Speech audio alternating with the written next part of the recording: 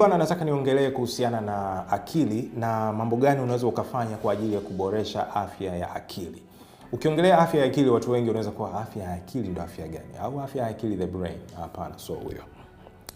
Afya ya akili inamaanisha kwamba ushawahi kumuona kichaa anapoamka asubuhi, kama alilala lakini anapoamka asubuhi anaenda wapi? Hamna hata anapoenda, si ndio? Hiyo ni kwa sababu ya akili, lakini ule mwili unaweza kuta ujamaa wiki iliyopita tu ujana ujamaa alikuwa ni officer, yuko ofisini. Ushaona mtu anaendesha gari, anafungua mlango, anaruka, anaanza kukimbia, akili zimeruka, anavua nguo na kuanzia hapo. Kwa sababu akili zimeruka. Ina maana akili tu, yani ikitolewa tu kwenye akili, wewe utafanya vitu vya ajabu.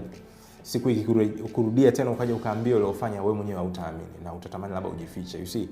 Kwa hiyo kumbe ni akili ndio iko nyuma ya ustaarabu wote ambao unatakiwa.